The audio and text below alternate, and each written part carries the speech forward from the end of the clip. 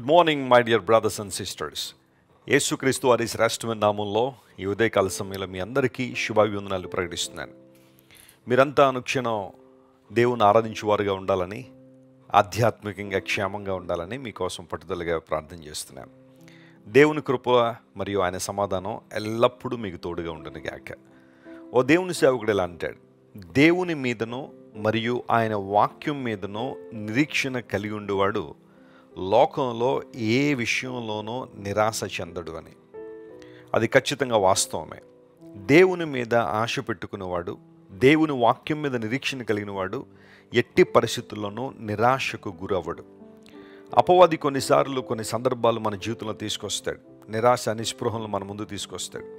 అయితే ఆ పర్టికులర్ సమయంలో మనం దేవుని మీద విశ్వాసం ఉంచగలిగితే, ఆయన వాక్యాన్ని గట్టిగా పట్టుకోగలిగితే నిరాశను జయించి నిరీక్షణతో మనం బ్రతకగలుగుతాం. ప్రతిరోజు ఉదయాన్నే లేచిన తర్వాత ఒక వాగ్దానాన్ని బైబిల్ నుంచి మనం ధ్యానం చేస్తున్నాం. ఈరోజు వాగ్దాన సందేశంగా ఆదికాండము 17వ అధ్యాయము 8వ వచనాన్ని మనం చదువుకుందాం. Genesis chapter 17 and verse 8. నీకును నీ తరువాత నీ సంతతికిని నీవు పరదేశివై ఉన్న దేశమును అనగా కనాను దేశమంతటిని నిత్య స్వాస్థ్యముగా ఇచ్చి వారికి దేవుడినై యుందునని అతనితో చెప్పాను. దేవుని పరిశుద్ధ నామానికి మహిమ కలుగును గాక. చదవబడిన వాక్య భాగం చాలా చాలా శ్రేష్టమైన వాక్య భాగం. ఆదికాండం 17వ అధ్యాయం దగ్గరికి వచ్చేసరికి అబ్రహాముకు 99 సంవత్సరాలు వచ్చేసాయి. దేవుడు అబ్రహాముకు ప్రత్యక్షమై, నీవు నా సన్నిధిలో నిందారహితుడివై నడిస్తే నేను నిన్ను ఆశీర్వదిస్తాను, అత్యధికంగా నేను దీవిస్తానని దేవుడు వాగ్దానం చేశాడు. నేను సర్వశక్తి గల దేవుడును, ఐఎమ్ ఆల్ మైటీ అని దేవుడు తన గురించి తాను పరిచయం చేసుకున్నాడు. నిజమే, దేవుడు శక్తి గలవాడు. ఆయన శక్తి అపారమైనది. మనుషులకు ఒక స్థాయిలో శక్తి ఉండొచ్చు, కానీ దేవుని శక్తి కొలవలేని శక్తి. సర్వశక్తిమంతుడు అని దేవుడిని మనం కీర్తించడంలో ఆనందించాలి, సంతోషించాలి. దేవుడు సర్వశక్తి గలవాడు కాబట్టే ఏ సమయంలోనైనా, ఎవరి జీవితంలోనైనా, ఏ స్థాయిలోనైనా గొప్ప కార్యాలు జరిగించగలడు. అబ్రహాముతో దేవుడు మాట్లాడుతున్నాడు, అబ్రామా, నీవు నిందారహితుడిగా నా సన్నిధిలో నడు, walk before me and be blameless. ఎప్పుడైతే నువ్వు అలా చేస్తావో నేను నిన్ను ఆశీర్వదిస్తాను. అంత మాత్రం కాకుండా ఇకపై నీ పేరు అబ్రాము అనబడదు, ఇప్పటి నుంచి నువ్వు అబ్రహాము అని పిలువబడతావని దేవుడు అబ్రహాము పేరును మార్చాడు. పేరు గుణమును సూచిస్తుంది. Name denotes the character. దేవుడు అబ్రహాము అనే పేరు అతనికి ఇవ్వడం ద్వారా తన దివ్య సంకల్పాన్ని అబ్రహాము ద్వారా నెరవేర్చాలని దేవుడు ఆశించాడు. అబ్రహాము యొక్క పేరు మార్చబడిన తర్వాత దేవుడు అతనికి ఇస్తున్న వాగ్దానం, నువ్వు ఏ దేశంలో అయితే ఈరోజు పరదేశిగా ఉన్నావో అది నీకును మరియు నీ సంతతికిని, నీ బిడలకు, ఆ తర్వాత తరాలకు నిత్య స్వాస్థ్యముగా, ఇంగ్లీష్లో ఏముందంటే లాస్టింగ్ పొజెషన్ అనే మాట రాయబడింది. ఎల్లప్పుడూ మీరు దాన్ని స్వాధీనపరుచుకున్న వారుగా ఉంటారు. నిత్య స్వాస్థ్యముగా నేను దాన్ని అనుగ్రహిస్తున్నాను అని దేవుడు వాగ్దానం చేశాడు. ప్రభునందు ప్రియులారా, దేవుడు మనకు స్వాస్థ్యమును సిద్ధపరిచారు. ఒక తల్లి తండ్రి తమ జీవితంలో కష్టపడిన తర్వాత తమ ఆస్తిని తమ తరాల వారికి లేదా తమ బిడ్డలకు వారు స్వాస్థ్యంగా ఇస్తారు. దేవుడు మనకు కూడా స్వాస్థ్యాన్ని అనుగ్రహించాడని బైబిల్లో రాయబడింది. హెబ్రీలకు రాస్తూ అపోస్తలుడైన పౌలు మొదటి అధ్యాయంలో అంటాడు, మనందరికీ కూడా రక్షణ అనే స్వాస్థ్యము ఇవ్వబడింది అన్నాడు. అది చాలా శ్రేష్టమైన మాట. రక్షణ అనేది ఒక స్వాస్థ్యం. నువ్వు రక్షించబడిన వ్యక్తివా? యేసుక్రీస్తు ప్రభు రక్తం ద్వారా కడగబడిన వ్యక్తివా? రెండవ జన్మ అనగా నూతన జన్మానుభవం నీలో ఉందా? నువ్వు రక్షించబడిన వ్యక్తివైతే నువ్వు ఆల్రెడీ ఓ గొప్ప స్వాస్థ్యాన్ని కలిగి ఉన్నావు. చాలాసార్లు లోకంలో వారిని వీరిని చూసి మత్సరపడుతూ ఉంటాం, అసూయ పడుతూ ఉంటాం. నాకెందుకు అలాంటివి లేవా, లేదా ఆ స్థాయిలో నేను ఎందుకు లేనా అని చాలామంది బాధపడుతూ ఉంటారు. అయితే రక్షించబడిన విశ్వాసి గమనించాల్సిన విషయం ఏంటంటే, రక్షణ అనేది గొప్ప స్వాస్థ్యం. నువ్వు రక్షించబడ్డావు అంటే ప్రపంచంలో అందరికన్నా గొప్ప స్వాస్థ్యం నీకుంది అని. ఆ కారణాన్ని బట్టే లేఖనం సెలవిస్తూ ఉంది, ఇశ్రాయేలు నీ భాగ్యం ఎంత గొప్పదో తెలుసా, యెహోవా రక్షించిన నిన్ను పోలిన వారు ఎవరు అని ద్వితీయోపదేశకాండంలో మనం చూస్తాం కదా, 33వ అధ్యాయంలో. దేవుని చేత రక్షించబడిన వారితో సమానులు మరొకరు లేరు. ప్రపంచంలో మనిషికి ఎన్నున్నా, ఎన్ని ఆస్తిపాస్తులు కూడగట్టుకున్నా, ధనధాన్యాలు ఎన్ని కూడగట్టుకున్నా ఒకనాడు చనిపోయిన తర్వాత ఏది అతనితో రాదు. రక్షించబడిన వ్యక్తి మాత్రమే పరలోక రాజ్యంలో ఉండగలడు. పరలోక రాజ్యాన్ని ఎవరు పడితే వాళ్ళు ఎలా పడితే అలా స్వతంత్రించుకునే అవకాశం లేదు. అది దేవుని రాజ్యము గనుక దేవుడు చెప్పిన విధానంలోనే మనం పరలోక రాజ్యంలో ప్రవేశించాలి. అదే రక్షణ మార్గం. యేసుక్రీస్తు ప్రభువారి లోకానికి మనందరి కోసం దిగొచ్చి ఆయన తన ప్రాణాన్ని బలిదానంగా మన కొరకు అర్పించారు. కృపాదానముగా తన ప్రాణాన్ని మన కోసం అర్పించారు. ఇప్పుడు ఎవరైతే యేసుక్రీస్తు ప్రభు యొక్క శిలువ మరణం యందు విశ్వాసం ఉంచుతారో వారందరూ ఉచితంగా నీతిమంతులుగా తీర్చబడుతున్నారు, అనగా రక్షణ పొందుతున్నారు. రక్షణ అనే స్వాస్థ్యాన్ని దేవుడు మనకిచ్చారు.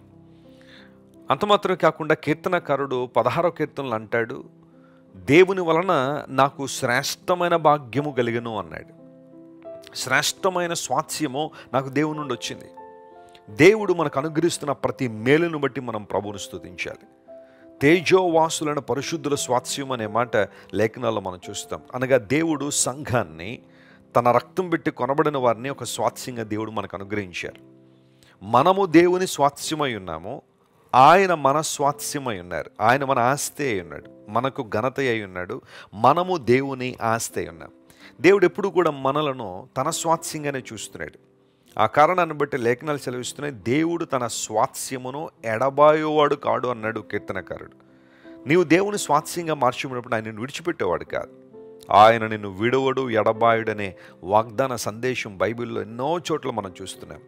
ఈరోజు ఒకవేళ నీ జీవితంలో సవాళ్ళు ఎదుర్కొన్నావా, ప్రతికూలతలో నలిగిపోతున్నావా, భయంకరమైన పరిస్థితి నిన్ను ముందుకు వెళ్ళనివ్వట్లేదా, అన్ని సంగతులు కూడా అసాధ్యంగా అనిపిస్తున్నాయా?